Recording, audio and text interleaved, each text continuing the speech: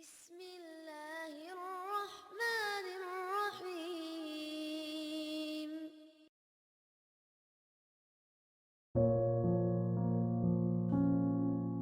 Gimana menyelaraskan antara lisan dengan hati kita sehingga bisa terjadi banyak keajaiban dalam hidup kita. Ini kisah-kisah yang tadi kita dengar adalah bukti gitu. Orang kalau selaras antara lisan dan hatinya pasti terjadi keajaiban. Kalau ketika kita berdoa hati kita yakin seutuhnya kepada Allah, pasti Allah gak akan ngecewain kita, gak mungkin. Allah itu gak mungkin mengecewakan kita.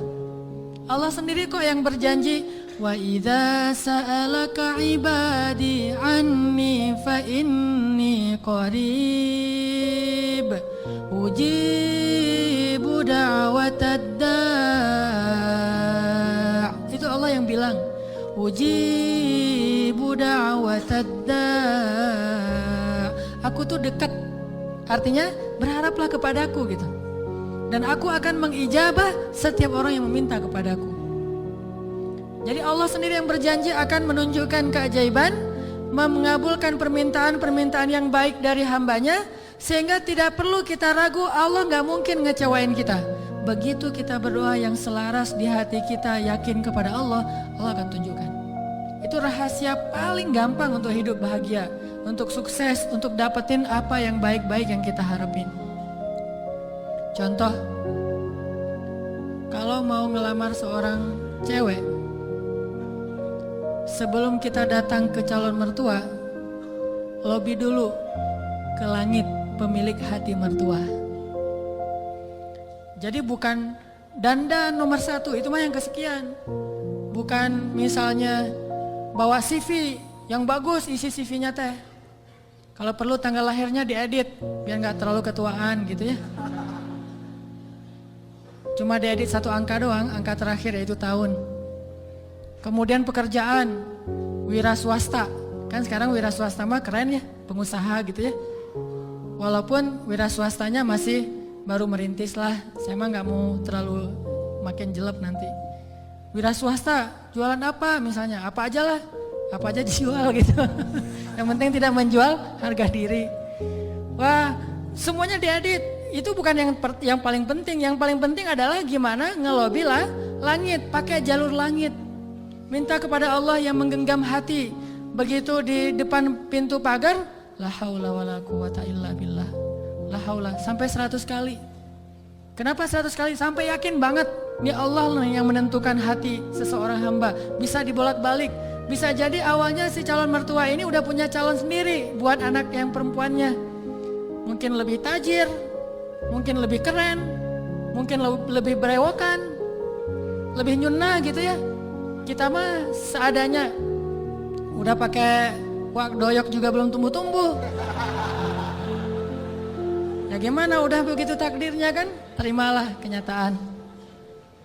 Akhirnya orang tua, calon mertua tadi yang udah punya rasa srek kepada yang lain tiba-tiba berubah pas ngelihat kita. Wah, ini nih calon menantu saya nih. Kita baru mau ngomong, udah tenang aja. Kamu bukan hanya akan saya berikan anak saya, juga domba-domba gitu ya. Kan la haula wala quwata illa billah.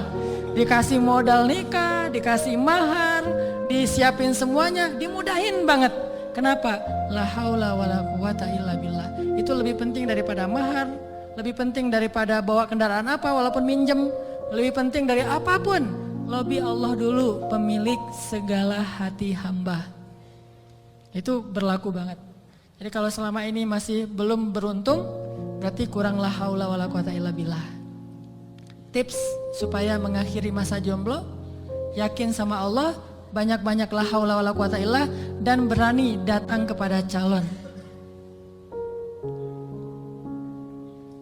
Kalau kata seorang pelawak, kalau kita jelek jangan takut untuk mencintai seorang perempuan, karena yang takut itu harusnya yang dicintai, kan gitu ya. Kita mah nggak usah takut, yang dicintai yang takut. Yang datang ke saya kok wajahnya gini, tapi itu mah cek cak lontong. Jarine cak lontong. Oke. Sama juga kalau misalnya seorang istri pengen membujuk suaminya. Membujuk apa ini? Membujuk tambahan saldo. Ini udah akhir bulan nih, tanggal 31, pakai la haula wala quwata illa billah. Itu ngaruh banget. Sambil senyum, sambil la haula wala quwata illa billah. Oh ngerti mah, besok ditransfer gitu ya. Gak usah bilang Pak, uang bulanan gak usah. Bilang aja la haula wala quwata illa billah. Lobby Allah sehingga dia jadi sayang sama kita, dikasih lebih. Jalan ke mall, lobby Allah supaya dia sayang sama kita, dikasih lebih. Jadi dibeliin apa. Ini semuanya karena kita yakin sama Allah yang maha kaya. Saya pernah dulu di tablik. Awal-awal saya dulu hijrah dari hidup gak jelas menjadi agak jelas. Saya waktu SMA juga masih belum jelas. Suka sama cewek tapi gak pernah disukai. Mungkin saya mirip dengan kata-kata Cok Lantong tadi kali ya. Suka, alhamdulillah gara-gara saya gak diterima, akhirnya saya gak pernah pacaran. Itu bukan karena saya gak mau pacaran, karena nasib aja. Jadi akhirnya gak bisa pacaran.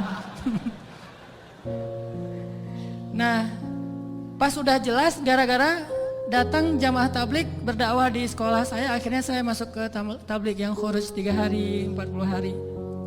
Di tablik itu ada pelajaran tauhid yang menurut saya bagus ya, inspiring gitu. Kalau kita lagi makan nih, kan makannya tuh rame-rame tuh, pakai talam gitu kan, makan rame-rame. Terus ada petugas khidmat namanya yang ngasih-ngasih lauk, nasi, ikan segala macam.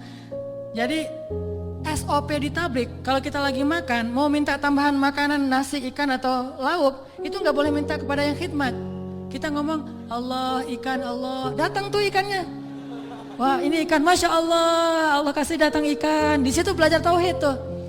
Ternyata kuahnya kurang, Allah, kuah, Masya Allah, kuah, Masya Allah. Datang tuh kuah tuh. Soalnya orangnya dengerin gitu ya. Tapi walaupun ini agak-agak menurut sebagian orang aneh, justru di situ kita belajar yakin sama Allah. Makanya saya sering cerita, awal-awal saya dapat hidayah ke tabligh itu, lagi mau main bola, keluar dari sholat asar di masjid, bukan keluar sholat asar, lagi main bola depan masjid. Masjid di Aceh itu kan luas-luas, selamanya bisa main bola. Ada orang main bola, ada sapi yang lagi ngerumput, karena saking luasnya halaman masjid. Udah gitu, lagi main bola dipanggil sama seorang jamaah tabligh dari Pakistan. Dia nyebutnya Maulana gitu. Orang tabligh kan kalau udah level ilmu tertentu disebut Maulana. Maulana ini manggil saya, come here gitu. Saya datang, saya waktu itu masih anak muda gak jelas gitu. Duduk di sebelah dia tanya, dia tunjuk-tunjuk ke langit gitu. Gak bisa bahasa Indonesia, saya bilang kenapa? Oh langit, saya bilang langit Allah cipta, kata dia. Terus tunjuk ke pohon, saya bilang pohon Allah cipta. Dia tahu bahasa Indonesia cuma satu kalimat, Allah cipta. Pohon Allah cipta. Saya tunjuk anak-anak, dia nunjuk anak-anak. Oh orang Allah cipta. Itu aja selama setengah jam. Begitu setelah setengah jam Allah cipta. Tiba-tiba saya ngerasa kayak ada yang masuk ke dalam hati saya tuh sejuk banget. Saya langsung pergi wudhu, saya sholat kayak orang dihipnotis gitu. Sholat asar sendiri, udah selesai sholat asar sendiri, dia temukan dengan tabligh yang ada di situ, orang lokal, masuklah saya ke tabligh, khuruj 3 hari. Pulang ke rumah, saya dianggap orang aneh oleh orang tua saya. Wah kamu gak boleh ke masjid lagi, kenapa? Kamu sekarang aneh. Aneh apa? Udah rajin ke masjid. Rajin ke masjid aneh dulu teh. Orang tua kan takut ke jaring aliran apa mungkin yang mau jadi pengantin, bom bunuh diri atau apalah, takut. Terus saya mulai pakai jubah waktu itu, jubah putih, sorban putih. Begitu saya lewat depan tetangga ada anak kecil lagi main, dia bilang, mak malaikat lewat gitu. Waduh, saya malaikat gitu, luar biasa. Ini artinya belajar yakin. Kalau di beberapa dakwah itu benar-benar bab la ilaha illallah ini benar-benar kurikulum paling penting, dan ini yang harus kita pelajari. Kalau kita ngandelin Allah banget dalam segala urusan, la yudayya'anallah, itu intinya. Allah nggak akan ngecewain kita. Manusia bisa banget ngecewain kita, bukan karena dia jahat. Kadang dia ngecewain kita karena emang dia nggak mampu untuk memuaskan dan membahagiakan kita. bukan karena dia pengkhianat. Seorang istri, seorang suami kadang mengecewakan kita bukan karena dia nggak sayang sama kita, tapi dia nggak mampu memenuhi semua kebutuhan kita. Dia terbatas. Dan justru juga banyak orang yang sengaja ngecewain kita karena dia jahat, tapi ada juga orang baik ngecewain karena dia nggak mampu. Tapi Allah maha baik dan maha mampu. Bukan cuma maha baik, kalau baik doang nggak mampu, ya apa bisa kita lakuin kan? Tapi kalau baik dan mampu, nggak ada batas. La haula wala quwata illa billah. Keajaiban-keajaiban yang luar biasa terjadi dalam hidup kita kalau kita mengandalkan Allah. Selaras antara lisan dengan hati.